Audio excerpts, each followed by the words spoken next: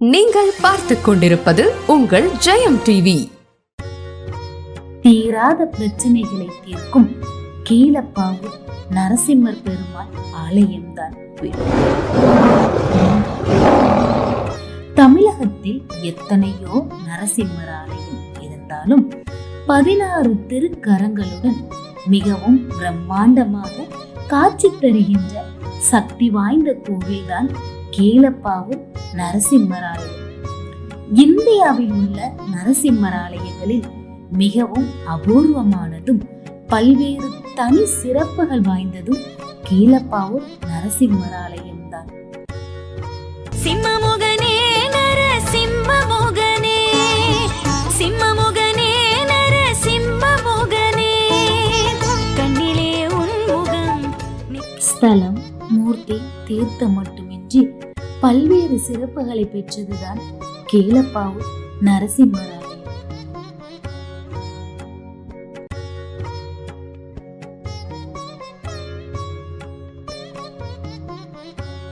இந்தியாவில் 3 இடங்களில்தான் 16 திருக்கரங்களுடன் காட்சி தருகிறார் நரசிம்மர். ஒன்று ராஜஸ்தான் மாநிலத்திலும், மற்றொன்று பாண்டிச்சேரி அருகே இருக்கும் சிங்ககிரியிலும், மூன்றாவதாக தென்காசி மாவட்டம் கீழப்பாவூரிலும் மட்டுமே 16 திருக்கரங்களுடன் அருள்பாலித்து வருகிறார். சிம்மமுகனே நரசிம்மமுகனே, கண்ணிலே உன் முகம். இயற்கை எழில் கொஞ்சம் இடத்தில் அமைந்துள்ள இறைவனை வணங்குவது மிகவும் சிறப்பு.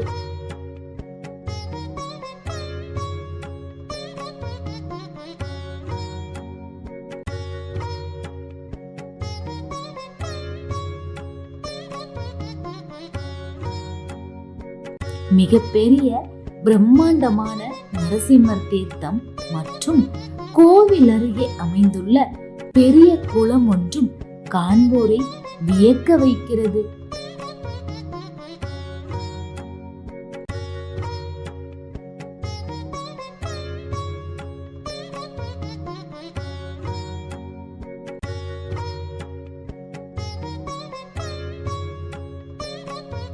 சுமார் 1100 ஆண்டுகள் பழமையானது இந்த திருத்தலம். சிம்மமுகனே நரசிம்மமுகனே, சிம்மமுகனே நரசிம்மமுகனே, கண்ணிலே உன் முகம். முதலாக நரசிம்மர் அவதாரம் நிகழ்ந்தது அகோபிலத்தில்தான் என்றாலும் மீண்டும் அவதாரம் எடுத்தது இந்த திருத்தலத்தில்தான்.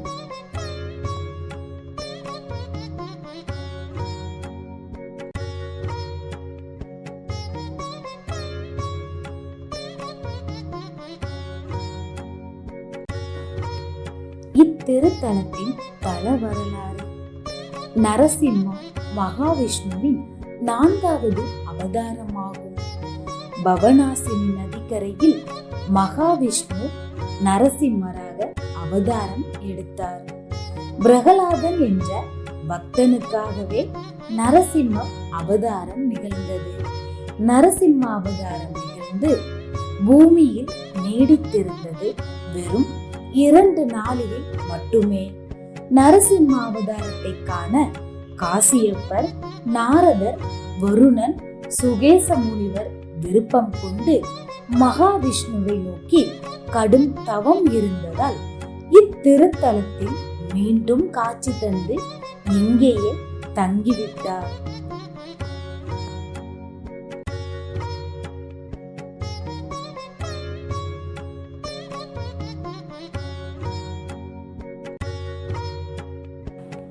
சிலையில் இருந்து வந்த சிங்க கர்ஜனை.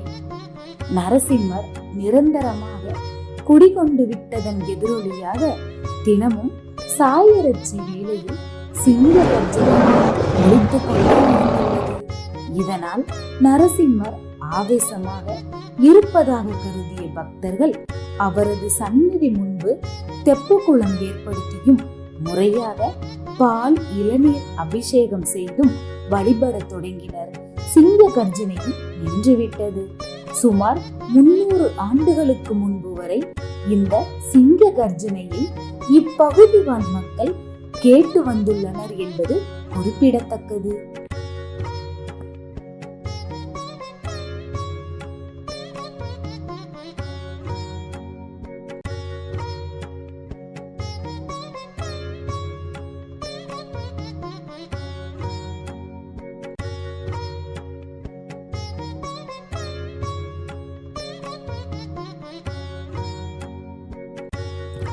ரிஷிகளுக்கு காட்சி கொடுத்த இடத்திலேயே நரசிம்மர் நிரந்தரமாக குடிகொண்டிருப்பது வேறெங்கும் காண இயலாத சிறப்பாகும். ரிஷிகள் தவம் புரிந்த நரசிம்மர் காட்சியளித்த புனித சேத்திரம்தான் கீழப்பாவூர். ஒரு ஆலயத்தில் உள்ள சுவாமிக்கு எந்த அளவு சக்தி உண்டோ அதே அளவு சக்தி அங்குள்ள தீர்த்தத்துக்கும் உண்டு என்று சாஸ்திரங்கள் கூறுகின்றன.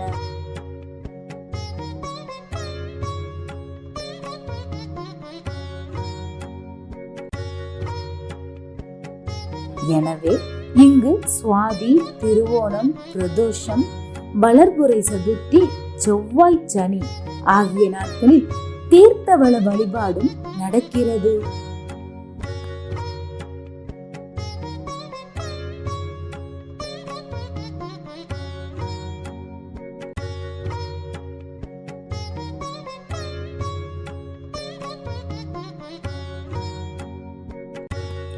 விதியை கூட மாற்றும் பூஜைகள் இங்கு நடைபெறுகின்றன.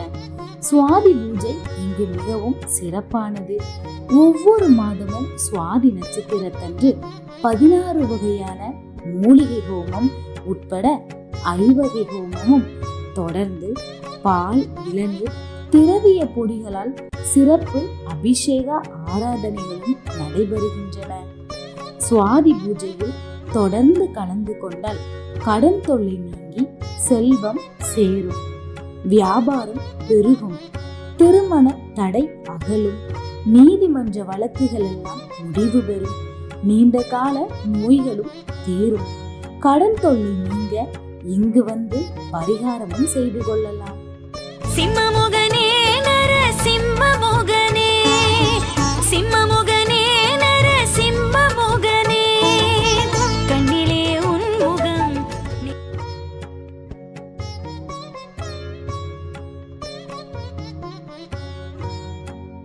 கோவில் நுழைவு வாயிலில் சங்கு சக்கரத்துடன் ஸ்ரீதேவி பூதேவியருடன் பெருமாள் காட்சியளிக்கிறார். ஆலயத்திற்குள் நுழைந்ததும் அலர்மேல் மங்கா பத்மாவதி சமேத பிரசன்ன வெங்கடாஜலபதி பெருமாள் கிழக்கு நோக்கி காட்சி தருகிறார். மேற்கு திசை நோக்கி நரசிம்மரும் காட்சி தருகிறார். கருங்கல் புடை சிற்பத்தில் வீற்றிருக்கும் இந்த நரசிம்மரை வழிபடுவோருக்கு இந்த ஜென்மத்தில் மட்டுமல்ல போன ஜென்மத்திலும் அறிந்தும் அறியாமலும் செய்த பாவங்கள் எல்லாம் நீங்கி முக்தி கிட்டும் என்பது ஐதீகம். இந்த பிறவியில் உலகியலான எல்லா நன்மைகளும் உண்டாகும்.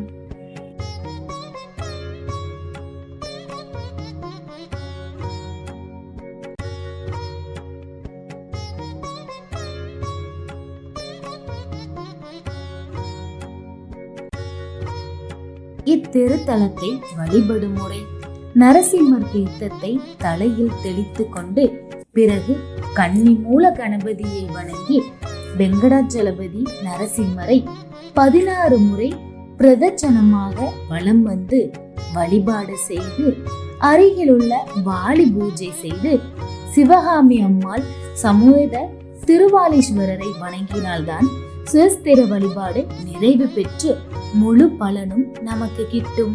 சிம்மமுகனே நரசிம்மமுகனே, சிம்மமுகனே நரசிம்மமுகனே, கண்ணிலே உன் முகம்.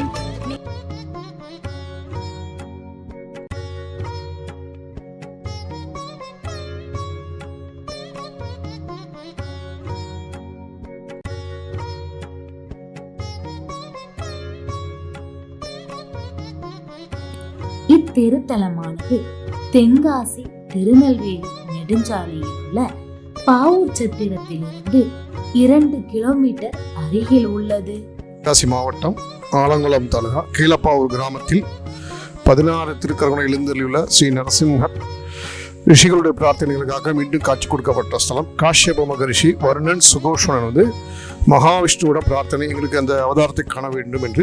அப்போ மகாவிஷ்ணுடைய அசிரீர் வாக்காக சித்ரா நதிக்கரையில் நீங்கள் தபஸ் செய்தீர்களால் அந்த காட்சி உங்களுக்கு கிடைக்கும் என்று கூறியின் பிரகாரம் காஷ்யப மகரிஷி வருணன் சுகோஷணன் மகாவிஷ்ணுவை நோக்கி தவம் செய்தார்கள். தவத்தில் சந்தோஷமடைந்த மகாவிஷ்ணு நரசிம்ம அவதாரம் எடுக்கும்போது எப்படி இருந்தாரோ அதே ஸ்வரூபமாக இங்கே மகா உக்ரமூர்த்தியாக மீண்டும் காட்சி கொடுக்கப்பட்ட ஸ்தலம். அதான் மீண்டும் அவதாரம் நிகழ்ந்த ஸ்தலம். அவதாரம் எடுத்து சுவாமி அப்படியே சுயம் சாநித்தியமாக இங்கே சாநித்தியமாகிவிட்டார். சுவாமி சாநித்தியம் ஆகும்போது ரொம்ப உக்ரமாக தான் சாநித்தியமானார். ஹிரண்யனை வதம் செய்யும் போல காட்சியாக இங்கே எழுந்தருளி அவதாரம் செய்துள்ளார். இங்கே சுவாமியினுடைய பார்வைப்பட்டதுனால மேற்கு பக்கத்துடைய சில பகுதியும் கேரளாவின் சில பகுதியும் அடிக்கடி தீப்பிடித்து எரிந்ததாகவும் அதனை சாந்தப்படுத்தவே அவருடைய முன்னாடி தீர்த்தத்தை உண்டு பண்ணி தீர்த்தத்தில் அவருடைய பார்வையை செலுத்த பிற்பாடும் மந்திரபூர்வமாக ஹிருதயத்தில் லட்சுமி தாயார் ஆவாகனம் செய்து சங்கல்பம் பூஜை எல்லாமே லட்சுமி நரசிம்மராக பூஜை பண்ண சாந்தமானதாக பெரியவர்கள் சொன்ன ஒரு சாஸ்திரம் ஐதீகம்.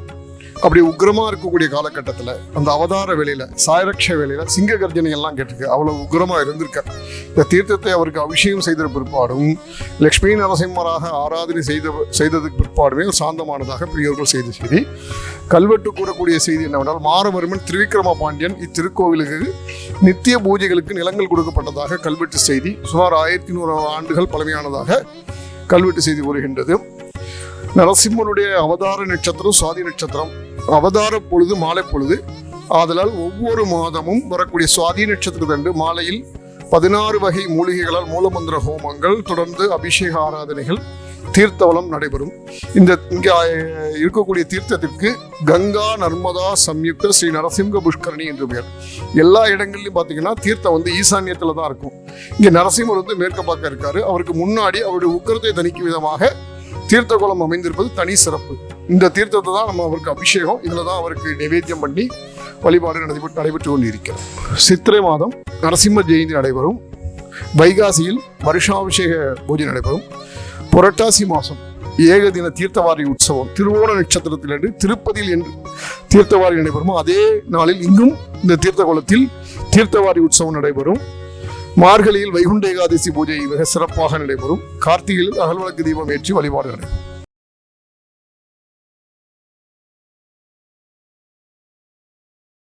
யூடியூப் சேனலை லைக் பண்ணுங்க, ஷேர் பண்ணுங்க, கமெண்ட் பண்ணுங்க, சப்ஸ்கிரைப் பண்ணி பக்கத்துல இருக்க பெல் பட்டனை கிளிக் பண்ணிடுங்க. நன்றி.